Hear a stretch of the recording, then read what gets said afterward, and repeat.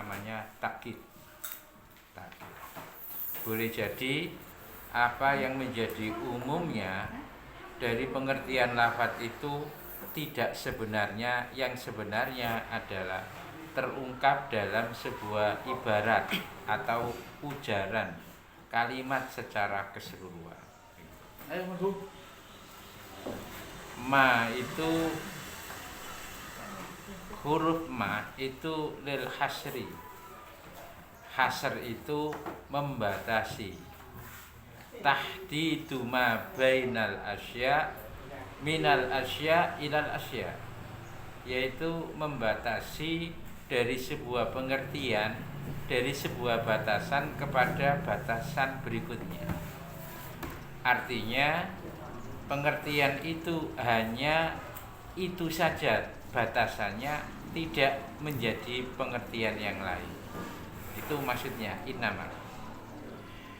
Mengapa begitu? Dalam ayat ini yakhsyallaha min ibadihil ulama, yang takut sesungguhnya hanya saja. Jadi arti bahasa Indonesia itu sesungguhnya hanya saja.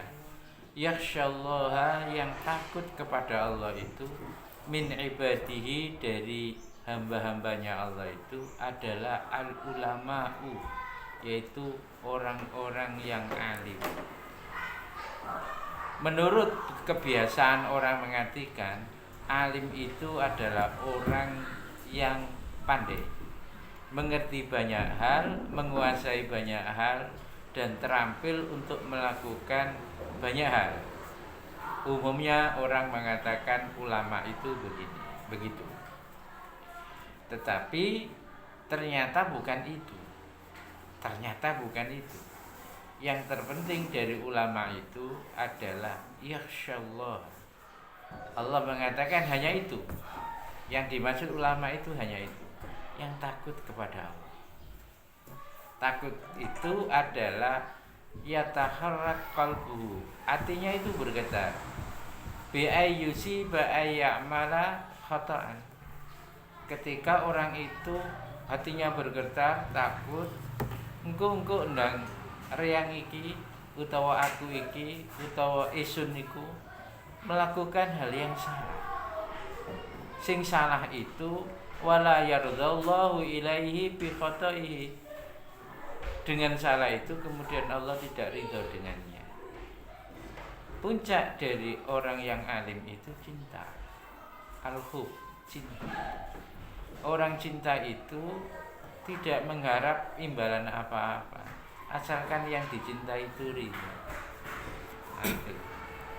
Bukasona itu tidak mengharap apa-apa dari Pak Haji Abdi, enggak. Pokoknya Pak Haji Abdi ridho kepada Bukasona. Itu cinta. Dan apa yang diingini oleh yang dicintai itu serta merta dijaga terus, supaya orang yang dicintai itu terus juga mencintai dia. Maka proses takut itu tidak menjadi proses biasa.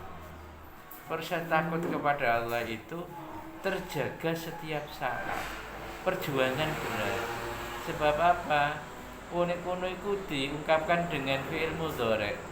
Fi'il mudhari' itu yadullu ala fi'lin hadir. Jadi menunjukkan atas pekerjaan saat itu, yang juga istimrarul amal, terus menerusnya sebuah perbuatan. Sehingga boleh jadi beberapa hal itu menjadi sangat berat bagi dia, tetapi itu diupayakan setiap saat. Hanya itulah orang-orang yang alim itu, yang menjaga rasa takutnya kepada Allah, supaya dia tidak berbuat aniaya dan salah. Itu puncak dari perjalanan sebuah rohani seseorang. Puncak bagaimana ketakutan seseorang terhadap yang dicintai itu engko ndak murah-murid. Karena itu nepak-nepak no awak terus. Itu. Nah, di samping itu para hadirin sekalian, ono peristiwa-peristiwa batin rohani ulama itu adalah peristiwa-peristiwa yang tidak bisa diterangkan secara ilmiah. Contoh, tanda-tanda orang itu ada rasa takut itu sederhana. Ketika orang melihat api, apa yang ia rasakan? Kalau reang, ya, reang itu masuk bahasa Indonesia lagi. Kalau saya melihat api itu eling, ini kok ono belut di panggang, kan ono menyok ono ditunu, kan ono. Pokoknya melihat api, itu orang melihat kualitas dirinya. Tapi orang yang takut kepada Allah melihat api itu menangis. Bahkan terseduh-seduh. Umar bin Khattab itu menangis terseduh-seduh tidak henti. Ketika ditanya mengapa Umar menangis, ya nasib saya di akhirat nanti itu bagaimana. Melihat api itu ingat akhirat. Nah, kita kan on geni mau brok ini ono jagung itu kan gitu. Iya tak ngono tak. Iya. Iya. Begitu. Nah, apa itu menandakan seberapa orang itu punya rasa takut kepada Allah. Yang saya tidak habis pikir, ayat ini tidak mengatakan alimun, tapi ulama. Ulama itu jamak min alim. Orang baik dengan dirinya sendiri itu tidak hebat menurut Al-Quran.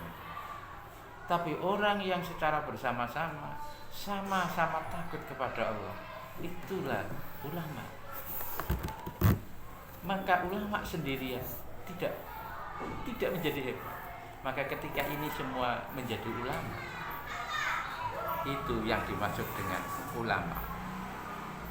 Jadi ulama itu bukan orang satu, tapi banyak orang yang takut kepada Allah. Artinya begini, ulama itu gak nih wong ngerti Quran, hadis, sak jero-jero enggak. Atau orang biasa saja, tapi dengan pengetahuannya itu bisa muncul rasa takut kepada Allah. Itu ulama. Artinya begini, saya ingin menggarisbawahi akhirnya itu begini.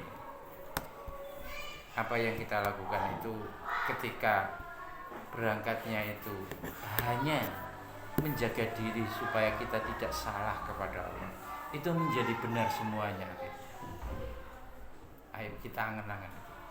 Ketika segala sesuatu itu kita lakukan oleh karena kita menjaga diri dengan Allah supaya kita tidak salah dengan Allah, akhirnya segala hal itu menjadi benar dan baik. Keliru saja niat dari itu, apapun yang dilakukan tak akan baik, pasti ujungnya itu keburukan. Terima kasih, mudah-mudahan manfaat. Ihdinas siratal mustaqim. Assalamualaikum warahmatullahi wabarakatuh.